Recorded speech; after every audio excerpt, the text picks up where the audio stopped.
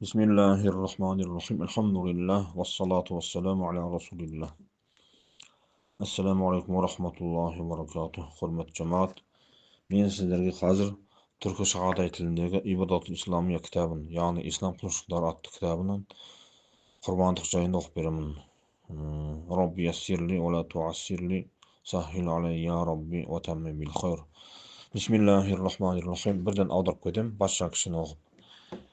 Bismillahirrahmanirrahim. Udhiya qurbanlyk bayany.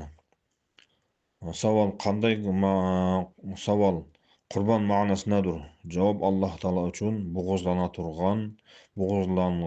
hayvandyr. Savol qurban ma'nasy ne diýdi? Qurbanlyk diýen ma'nasy ne diýdi? Jawab Allah Taala üçin soýulatmaly diýdi. Savol qurbanlyk kандай kişige wajyp bolar? Jawab hajat asliýasydan artyk gümüş nisab mukdaryça maly bolgan bay kişige wajyp bolar.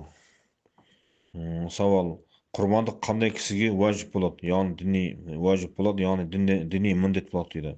Jawab hajat asliýasydan artyk.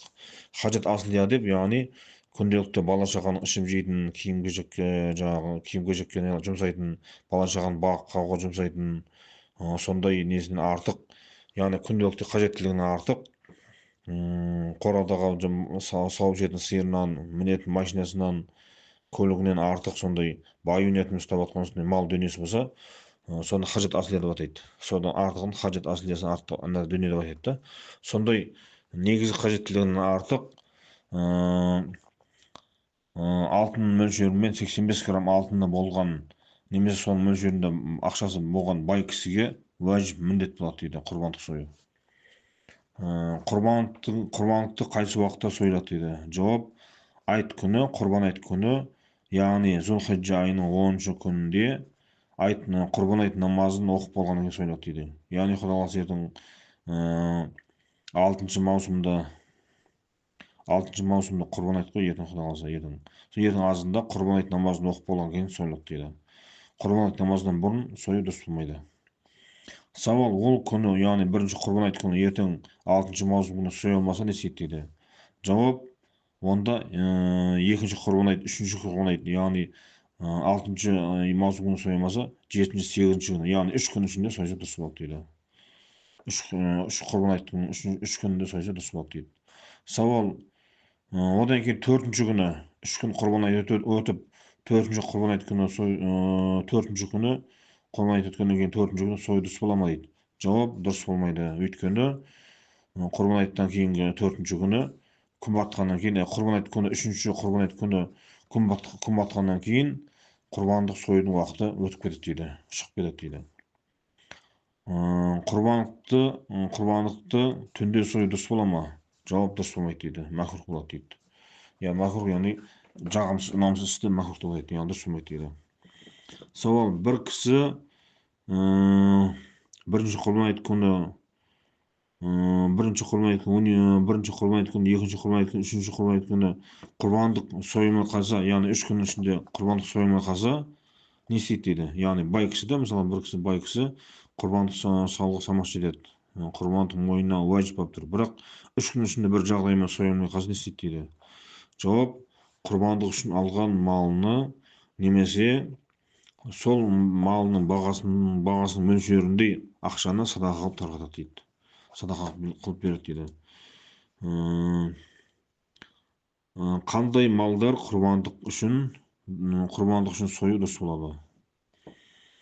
Kanday mallardy qurbanlyk kılıp soýuga dürüst bolat diýdi. Jawab gowy, ýeşke, syr, tüýe syýakty aşa tüýakdy mallarda qurbanlykka soýu dürüst bolat diýdi. Jawab tawuk, kaz, at, ýürek syýakdy osunday maldardy, kuşlardy qurbanlykka soýu dürüst bolama diýdi. Jawab dürüst bolmaýdy diýdi. Savol gowy, ýeşke neçe kişi üçin qurbanlykka jetikli bolady diýdi. Jawab gowy, ýeşke bir kişi üçin jetikli bolady diýdi. Ýani bir kişiniň atyndan bir goý çalsa bolady, nemese bir kişiniň atyndan bir eşki çalsa bolady qurbanlykka diýdi. Savol syr, tüýe neçe kişi üçin qurbanlykka jaraýt diýdi. Qurbanlyk üçin jetikli bolady diýdi, soýuga bolady diýdi. Jawab goý men syr men tüýe bir kişiden 7 kişige diýin құрбандыққа шалса болады дейді. Яғни 7 кісі бірігіп бір кісінің атынан шалса болады, бір сиырды немесе бір түйені бір кісінің атынан шалса болады, немесе 7 кісі бірігіп жетеуінің де ниеті бірақ құрбандық болу керек та. Ет жеймін деген ниет болмаса дұрыс болмайды. 7 кісі бірігіп жетеуінің де ниеті құрбандық үшін болса, сол түйені сиырды 7 кісінің атынан шалса да болады, немесе бір кісінің атынан шалса да болады дейді, құрбандыққа дейді. Сауал: 7 кісі бірігіп бір сиырды құрбандық соятын болса, етіні қалай бөліп алады дейді, бөлісіп алады дейді. Жауап: таразымен өлшеп, тең қылып бөліп алады дейді. Құрбандықтың тиесін не істейді дейді. Жауап: кедейлерге береді, немесе сатып, ақшасына кедейлерге садақа қылып береді дейді. Сауал: осы теріні мешіттің имамына берсе дұрыс бола ма дейді. Жауап: егер кедей кісі болса, яғни мешіттің имамы кедей кісі болса, берсе болады дейді, дұрыс болады дейді. Сауал: құрбандық сойған кісі құрбандықтың етін не істейді дейді. Жауап: кедейлерге үлестіріп тарқатады дейді, яғни садақа қылып тарқатады дейді. Және қонақ шақырып, үйіне кісі шақырып зияпат қылады, яғни құран оқытады дейді. Одан кейін үшіншісі өзінің бала шағасымен жейді дейді. Яғни пайғамбарымыз алейхиссалам сүннеті бұл. Пайғамбарымыз алейхиссалам құрбандық сойғаннан кейін етін 3-ке бөліп, бір бөлігін кедейлерге садақа қылып тарқатқан, бір бөлігін кісі шақырып зияпат қылған, бір бөлігін бала шағасымен жеген. Пайғамбарымыз сүннеті бойынша осындай болады. Пайғамбарымыз осылай істеген құрбандық ниетін. Сауал: құрбандықты кім сояды дейді. Жауап: құрбандық соятын кісі союды жақсы білсе, өзі сояды дейді. Немесе жақсы союды білмесе, соя алмайтын болса, басқа бір кісіге сойғызып, өзі қасында қарап дуа оқып тұрады дейді. Сауал: құрбандыққа сойылатын қой, ешкі неше жаста болу керек дейді.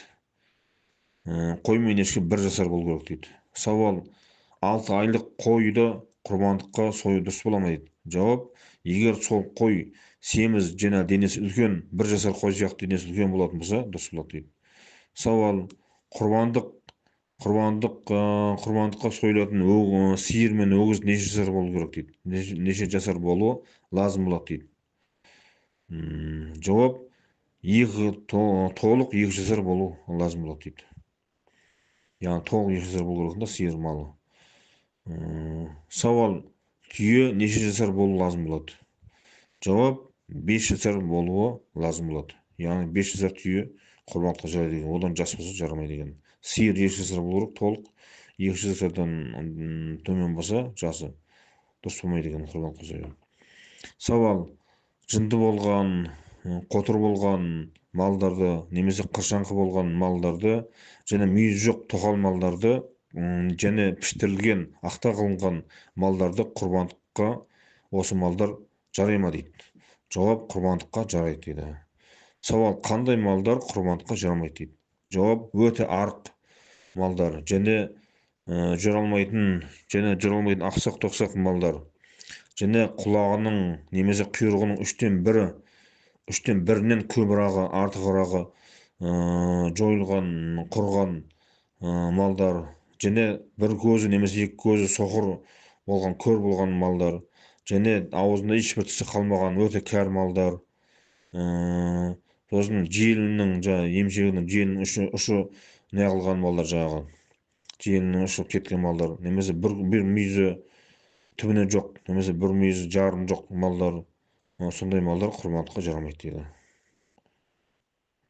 Сауал: құрбандық үшін қайсы мал абзалырақ болады дейді, жақсырақ болады дейді. Жауап: ақ немесе көк түсті, мүйізі өте үлкен, ағзасы, денесі өте саламат, сау саламат, семіз қошқар ең абзал мал болады дейді құрбандыққа союға.